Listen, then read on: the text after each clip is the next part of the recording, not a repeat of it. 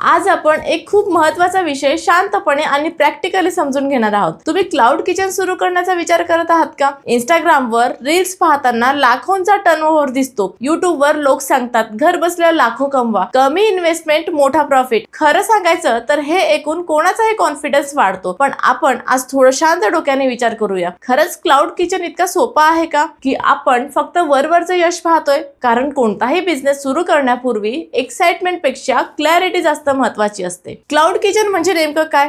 साध्या भाषेत सांगायचं तर जिथे बसून खाण्याची सोय नसते, फॅन्सी इंटेरियर नसतो, वेटर नसतात, फक्त किचन असतं आणि ऑनलाईन ऑर्डर्स असतात। ग्राहक स्विगी झोमॅटो सारख्या ऍप वरून ऑर्डर्स करतो, तुमच्या किचन मध्ये जेवण तयार होतं आणि डिलिव्हरी पार्टनर ते पोहोचवतो। बस बाहेरून बघायला हा मॉडेल खूप सिंपल वाटतो। दुकान नाही, डेकोरेशन नाही, मोठा स्टाफ नाही, म्हणजे खर्च कमी आणि प्रॉफिट जास्त, असा सरळ लॉजिक आपण लावतो। पण बिझनेस मध्ये लॉजिक पेक्षा ग्राउंड रियालिटी वेगळी असते। आज विशेषतः पुण्यासारख्या शहरांमध्ये क्लाउड किचन झपाट्याने वाढत आहेत, कारण रेंट खूप महाग आहे, लोकांना लो इन्व्हेस्टमेंट बिझनेस हवा आहे आणि ऑनलाईन फूड ऑर्डरिंग वाढला आहे। पण जिथे ग्रोथ जास्त असते तिथे कॉम्पिटिशन पण जास्त असतो, हे आपण विसरतो। स्विगी उघडून पहा, एकाच डिशचे 30 ते 40 पर्याय दिसतात। मग कस्टमर कोणाला निवडणार? ज्याचा रेटिंग चांगला आहे, प्राइस कमी, डिस्काउंट जास्त, फोटो आकर्षक, म्हणजे सुरुवातीलाच प्रेशर खूप होतो। आता आपण इन्व्हेस्टमेंट बद्दल बोलूया। खूप लोक सांगतात की 50,000 क्लाउड किचन सुरू होतो,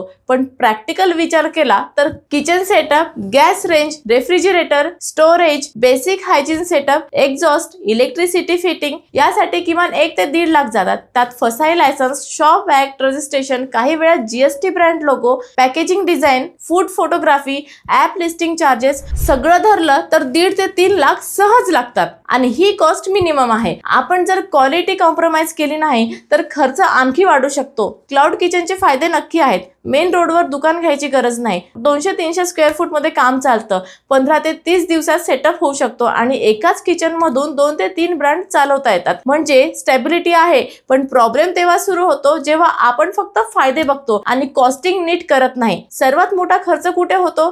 तर कमिशन मध्ये। स्विगी आणि झोमॅटो सारखे प्लॅटफॉर्म प्रत्येक ऑर्डरवर 18 ते 30% पर्यंत कमिशन घेतात। समजा 300 ची ऑर्डर आली तर त्यातून 70 ते 80 रुपये कमिशन गेले। फूड कॉस्ट धरली तर 80 ते 100 रुपये, पॅकेजिंग कॉस्ट बघितली तर 20 ते 25 रुपये, ऍड लावले असतील तर अजून 20 ते 30 रुपये, म्हणजे 300 मधून जवळपास 200 पेक्षा जास्त खर्च गेला। तुमच्या हातात उरले काय? तर फक्त 70 ते 80 रुपये। अजून हे फायनल प्रॉफिट नाही बरं का, कारण त्यातून rent, electricity, staff salary, gas refill, food wastage, refund आणि रॉंग ऑर्डर लॉसेस हे सगळं वजा करायचं आहे। मग शेवटी काय उरतं? कधी कधी 10 ते 15% निव्वळ नेट मार्जिन सुद्धा मिळत नाही। रेव्हेन्यू मोठा दिसतो पण प्रॉफिट खूप छोटा असतो। आणखी एक ट्रॅप म्हणजे डिस्काउंट कल्चर। ऑर्डर वाढवण्यासाठी आपण डिस्काउंट देतो आणि कस्टमरला डिस्काउंटची सवय होते। उद्या डिस्काउंट कमी केला तर ऑर्डर कमी होतात, मग आपण परत ऑफर देतो।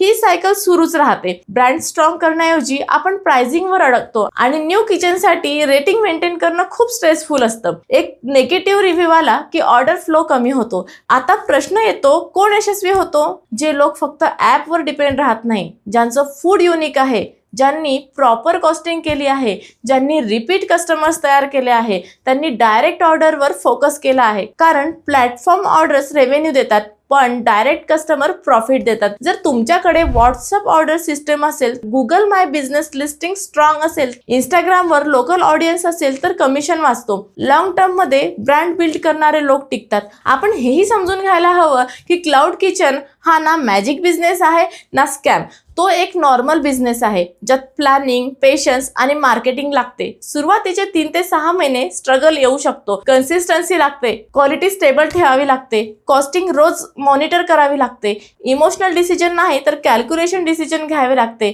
जर आपण आज सुरुवात करत असू तर छोट्या मेनू पासून करा, 5 ते 6 आयटम्स परफेक्ट करा, फूड वेस्ट कंट्रोल करा, पॅकेजिंग स्मार्ट ठेवा, सुरुवातीपासून ब्रँड नेम स्ट्रॉंग ठेवा, सोशल मीडियावर स्ट्रॉंग बिल्ड करा, कस्टमर डाटा कलेक्ट सेट करा, रिपीट ऑर्डर स्ट्रॅटेजी बनवा, लॉयल्टी ऑफर्स द्या, डायरेक्ट मार्केटिंग करा. लक्षात ठेवा, स्विगी ऑर्डर देतो पण तुमचा ब्रँडच प्रॉफिट देतो. मित्रांनो, क्लाउड किचन मध्ये संधी खूप मोठी आहे, पण फक्त दुसऱ्यांचे स्क्रीनशॉट पाहून डिसिजन घेऊ नका. स्वतःचे कॅल्क्युलेशन करा, आपल्या शहरात डिमांड तपासा, कॉम्पिटिशन पहा, मग शांतपणे डिसिजन घ्या. बिझनेस म्हणजे मॅरेथॉन आहे, स्प्रिंट नाही. जो टिकतो तोच जिंकतो.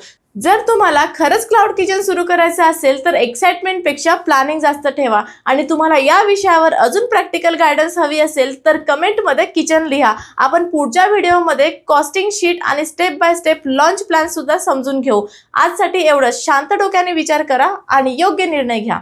धन्यवाद.